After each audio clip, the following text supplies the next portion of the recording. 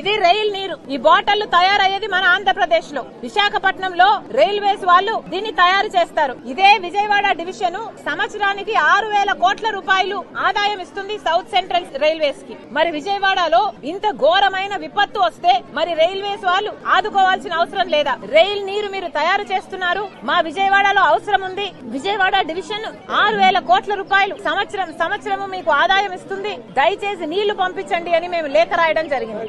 కనీసం మంచి నీళ్లు కూడా ఇచ్చే పరిస్థితిలో బీజేపీ పార్టీ లేదు అంటే వాళ్ళ హృదయం ఎంత కఠినం అయిపోయాయో ఆలోచన చేయాలి రాష్ట్ర ప్రజలు. మరి కనీసం మంచి నీళ్లు కూడా మనకి ఇవ్వకపోతే చంద్రబాబు గారు ఎందుకు మద్దతు ఇస్తున్నారో సమాధానం చెప్పాలి.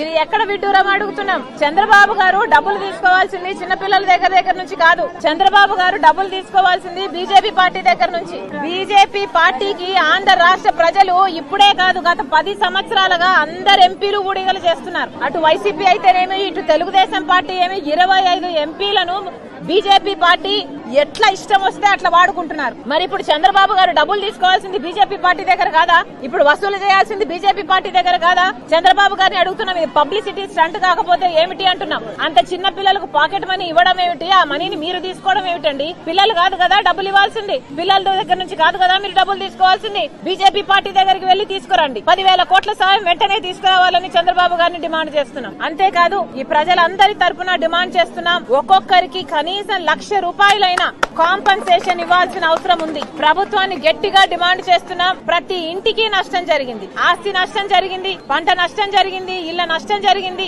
ఇలా ఎక్కడ ఎవరిని తట్టినా కూడా వాళ్ళ బాధలే చెప్పుకుంటున్నారు. చంద్రబాబు గారిని హెచ్చరిస్తున్నాం, మీరు అధికారంలోకి వచ్చారు, మీరు మంచి పేరు నిలబెట్టుకోవాలి అంటే వీళ్ళందరికీ కాంపన్సేషన్ ఇవ్వాల్సిన అవసరం ఉంది. చంద్రబాబు గారికి హెచ్చరిస్తున్నాం, ప్రజలను పట్టించుకొని ప్రభుత్వాలు ఎక్కువ కాలం నిలబడం. వీళ్ళందరూ మీకు ఓట్లేసిన వాళ్ళే. కనీసం 1,00,000 రూపాయలు ప్రతి కుటుంబానికి సాయం చేయాలి. అంతేకాదు పంట నష్టం కూడా చాలా జరిగింది.